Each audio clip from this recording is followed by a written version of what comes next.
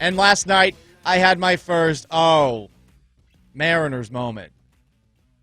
Still dealing with it this morning. A little bit of my optimism that you probably heard from me over the last couple of weeks. Could the Mariners be the 2015 Houston Astros?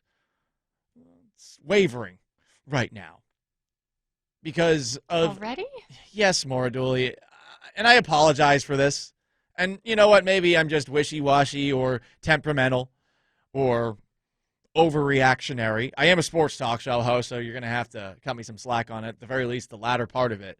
But everything that I have experienced with the Seattle Mariners until last night has been pretty good. Promising start from Kyle Lewis. He wins the American League Rookie of the Year. The first Mariners game I went to, Kyle Lewis went yard last season. Look, you didn't have high expectations, but they were scrappy. They were frisky. At the beginning of this year, I was thinking, okay, well, you've added to the lineup and you brought a really talented arm who can hit 100 miles per hour into the mix in James Paxton. And then I got the full James Paxton experience in his first start. And what hopefully won't be his only start for the Mariners this coming season. But I don't know what to expect. He strikes out 2 in the first inning. I'm thinking to myself, You know, I'm thinking to myself, I can't wait to join the Maple Grove. I got my T-shirt. I am ready to finally join a sports cult. And then I look up at the television, and I see him holding his side. And I see him walking off the mound and being escorted off the mound. And I was like, are you kidding? What? That quick? And everyone had told me, and I didn't heed some of y'all, and now I'm starting to understand the plight of being a Mariners fan. You are constantly waiting for the other shoe to drop, the leg of the table to be pulled out. And I don't want to say that this is going to all of a sudden spell doom and gloom for the rest of the season, but oh boy, it is just a major bummer, and a bummer for James Paxton more than anybody who talked about it after the game. It's just frustrating. You know, I feel like for me, it's kind of been one thing after another. I work really hard and do everything that I can to be out there, and I'll continue to do so. And hopefully I can catch a break and stay healthy for a good chunk of time in the future. You can hear the depression in his voice, and I mean, why not? It's an elbow injury, and we all know that those are the really dangerous ones in pitching these days. Danny and I had a conversation about that this morning. Why that has become such an issue over the years, I'm not 100% sure, but yeah, it happens, and injuries and James Paxton have sadly gone hand in hand. I want to address a specific group of sports fans because of James Paxton, and I know some of you are actually listening right now. You are the kind of person that would call someone like James Paxton glass. And I gotta say, you're the worst. There is something to be said about the person who looks at an athlete, and because the athlete gets injured through no fault of their own, I mean, you can't help your own genetics as far as maybe your bones are a little more brittle than others, or maybe your ligaments are not as strong as others. Every single human body is unique in its own way. And I know this sounds like some sort of goose fraba message. It's not. I hate it when people will call an athlete glass. I hate it when someone calls an athlete soft, and it's because he's injured, not because of something that maybe he does on the court. Basketball, you flop or something like that. Football, take a dive, essentially, when someone gives you a slight tug on the jersey. That's soft. When you call someone who gets injured a lot soft or glass, you stink. You're the worst. Honestly, I imagine some of you people that say that on a regular basis would struggle to walk up a flight of stairs. And we see this so often enough, that I feel the need to dress those people down. I haven't seen it a whole lot with James Paxton, but I did see the Maple Grove Twitter account say that there were some taggings of both James Paxton and just constant trash talk about a guy who has no control over this. I know a lot of people think like you can do all these preventative measures to not get injured. Like, oh, well, if he stretched a little bit more, he might be a little bit better. Oh, if he had his Boniva, he wouldn't have had that fracture. But in reality, there is no control there. So I just want you to think twice the next time that you think a guy is soft or glass because he's injury prone. And just think about yourself in that same situation. Because honestly, you would not last half a second compared to that athlete. Just wanted to get that one off my chest. Some of you guys are very mad about my comments about the word glass. Well, I'm sorry that those who throw glass stones at glass houses are probably going to get fired back upon. You know what it is? This might have happened before you got here, but I think CJ Procise from the Seahawks got to the point where all of us, even us that try to be understanding, I think 90% of Seahawks fans and people who talk about them ended up referring to him that way. Like, we couldn't take it anymore. It was like 3 years of like every time you think he's going to come back. And then Carroll even kind of made a comment in a presser that was basically like, yeah, well, we thought he was going to be back, but he doesn't think he's ready. So he kind of made it seem like he was not toughing it out.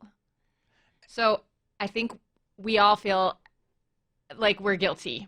Okay. And you chastised us. Well, yeah, I am. That's just speaking for myself, but I know there was a lot of us. And as a talk show host, what I am, and I hopefully get the saying right the second time around, I am throwing stones from a glass house at your glass speaking lips. And it's time for you guys to be heard.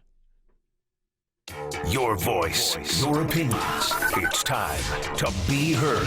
Every day at 10:15 with Paul Gallant. Be heard. Glass and soft are different, writes one texter, but people use them the same way. I feel like it's a derogatory term, and one person who called me a turd says that well, you clearly haven't heard about the term glass jaw. I'm sure this is one of those Pantera knuckle draggers who consistently comes after me because I don't like Pantera, because I guess that makes me less of a man or something like that. Clearly, Paul would never watch fighting. Okay, great. Aggressive this morning, Paul. Yeah, I'm a little hostile. I don't like it when people call athletes glass. I think it's demeaning, mean, and yeah, I guess maybe that makes me sensitive or soft or something like that. But I know that's coming out here with James Paxton right now. I think glass is insulting. And I think that soft, you better come right when you're calling somebody soft. And there are examples of it. But I feel like we need to do something about those two words and force them into, I don't know, the Webster's book of sports, a Webster's dictionary for sports or something like that, or a urban dictionary for sports, because I just don't like hearing it said about somebody. They have no control over it, and you're like, oh, he's glass. He stinks. Okay, how about I wouldn't take a risk on the guy because he gets injured a lot? It's all about how you do it. I don't like insulting these guys when they have no control over it. It would be one thing if it was somebody who was doing stupid things over and over again and the same thing kept on getting hurt and it was like off the field, okay? That's something that might be worth criticism.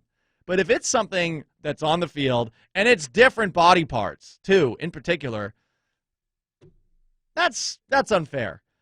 And I am concerned about James Paxton in this elbow. And we'll see. We're going to hear a little bit more from Scott Service. But at this point in time, I just don't want to hear anybody calling an athlete glass because of that.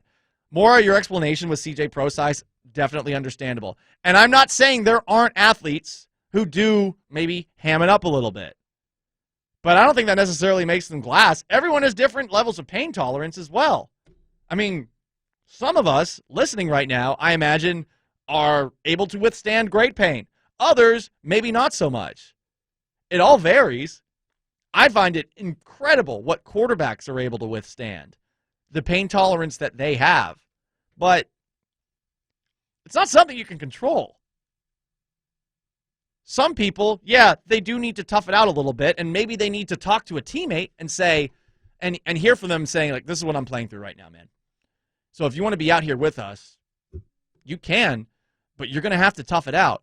But I don't like it when we're saying it about somebody who just constantly is getting hurt and has no control over whether or not he is going to be able to be healthy the next game. You know who I heard this a lot about? And this actually angered me because I respect this guy's game so much. Chris Carson. We heard this about Chris Carson recently.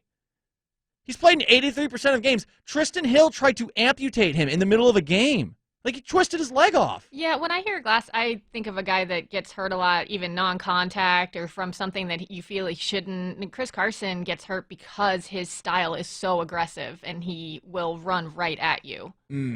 Okay. Yeah, and look, like, that style lends itself to maybe getting banged up a little bit.